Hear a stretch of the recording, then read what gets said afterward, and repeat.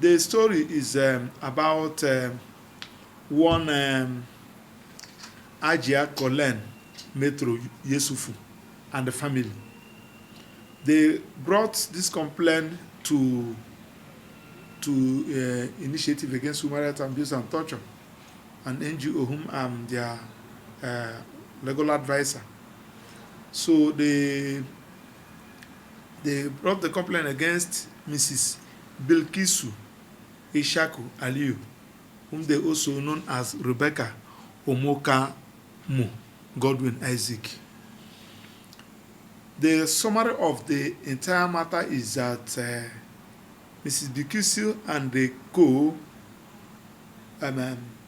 forged a land document belonging to Ajia Kolen Mero Yusufu.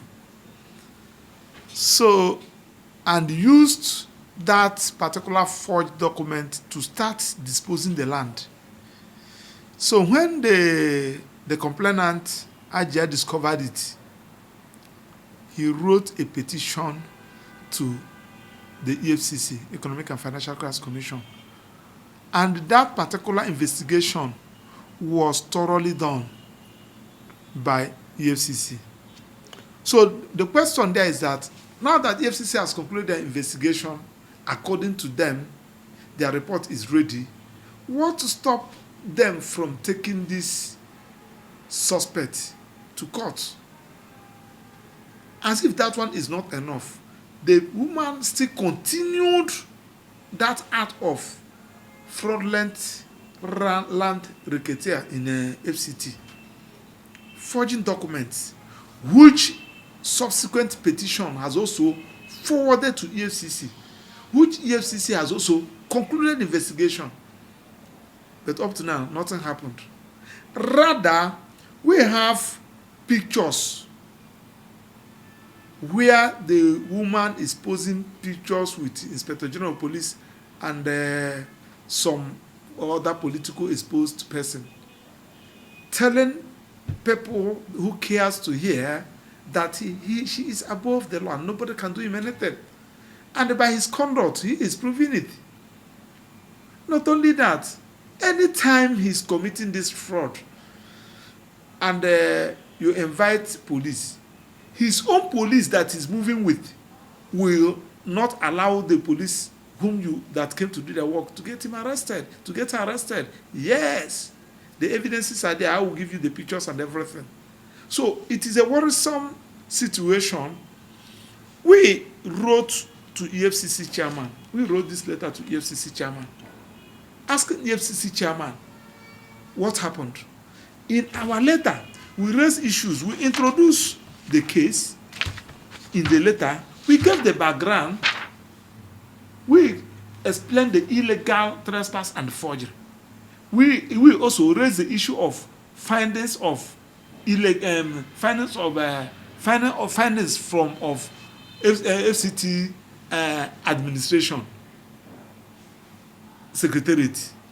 We also established the Economic and Financial Crimes Commission investigation. We also raised the issue of expansion of fraudulent activities by this person, how he has expanded his fraudulent activities. We also raised the issue of the impact the thing is having on innocent Nigerians, because one of the lands which he fraudulently acquired has been, she has sold some part of it to innocent Nigerians. And we also ask our prayers.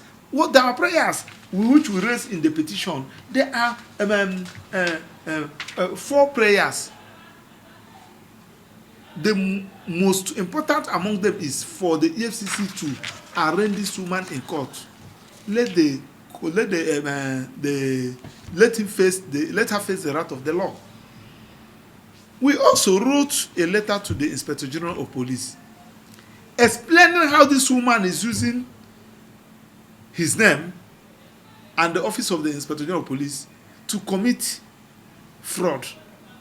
We also established pictures, videos, and letters, and this thing he wrote to Inspector General of Police, and the pictures where he posed with the Inspector General of Police. And this is not good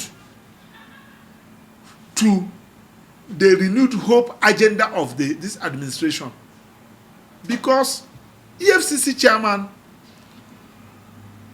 to an extent has catch an inch for himself in terms of fighting corruption to an extent. But from what we are seeing now, this particular act is going to rubbish his hard-earned reputation, and that's why we are calling on him to do the needful. He did it when all the intimidations and everything was on him during that of Yahya Bello. He maintained his ground and insisted that Yahya Bello must face the court. And today, Yahya Bello have his day in court. And some other persons.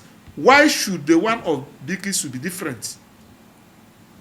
Secondly, Inspector General of Police, you are occupying a very sensitive position.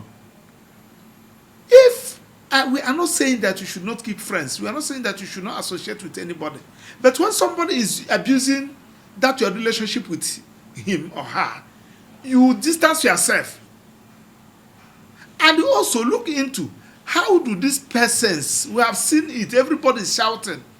We are talking about insecurity, but one person is moving with 2, 3, 4, 5, 6, 7 armed mobile policemen for one person, a non-state actor. We don't know what is happening in this country, and we are saying that we have written to these letters. Up to now, we have not gotten any response, and we may not have other option than to go to court. But it's good that we draw its attention of the people. So now, gentlemen of the press, the ball is now in your court to take this information which I have given to you now, to go and ask EFCC chairman what is happening. This is a complaint I gave to Nigeria. This is what I have raised to Nigeria. Ask the EFCC chairman, this is the complaint, the initiative against human rights abuse and torture, what they are complaining on behalf of this innocent Nigeria. Inspector General of Police, this is what we are complaining. What is going on? Is it true? Then you will have the video, which I'm going to make available for you. You have the pictures. Look at you, Inspector General of Police. Look at the person. As Inspector General of Police, you are not expected to mingle with somebody with a questionable character. That is the position. And that is the essence of this particular distance. So we are calling on the people in authority. Please, if you are investigating and your son, your brother, your friend, even your mother is involved, you should be able to do your work in line with the law without any fear of favor or contradiction. This is one of the oaths you took. So that is the essence of this particular press conference. The forged documents are here. The original one are here. FCT administration, both in land and in ages, has declared the document the woman is parading as a fraudulent document. EFCC has concluded their investigation. Why should somebody who committed fraud should be allowed to go? Though not supporting them, because we have seen where these Yahoo boys are being arrested and prosecuted. Why should somebody who is defrauding Nigerians be allowed to be moving free? That is the essence of this press. The videos are there, the pictures are there. I will give it to you. You go and confirm. We may make our contact available. I think EFCC have a contact for you to ask her a question. Whether what we said, if the allies, he should also come up with his own story. But we're also privileged to see the findings of the EFCC concerning the investigation. No, I'm not. But they told us that they have concluded the investigation and they have seen this one, the document. Just like when you said you have a document, I have the document, and you go to issuing authority, in this case, FCT administration, and they say that this one is fake, this one is genuine. So when they say this one is fake, this one is genuine, I hear them saying the person with fake document should be the person who forged the document. It's a very simple investigation. It's a very simple investigation. Which divisions, other security agents do investigate to carry on. What action different the FCT can take concerning this? FCTA has no issue. Their own is they have given you allocation. If FCTA has given Mr. A allocation and Mr. B go ahead to forge that of Mr. A and use that forged document to claim, FCTA, when the matter now gets to the security agency investigate, so FCTA, their own is to say, no, this is the one we gave. This document is the one we issue to Mr. A. That of Mr. B, we don't know how he managed to get that one. It's not from us, it's fake. So that is it. So how soon are you going to court? We shall be moving to court immediately after vacation. We shall be approaching court. And we don't want it to get to that extent because EFCC is our own. Nigerian police is our own. Egbetokun is not longer Egbetokun. He is now a public officer. He is expected to be there. Are some things that I do that he cannot do because of his position. So that is the reason why you watch the people you move with.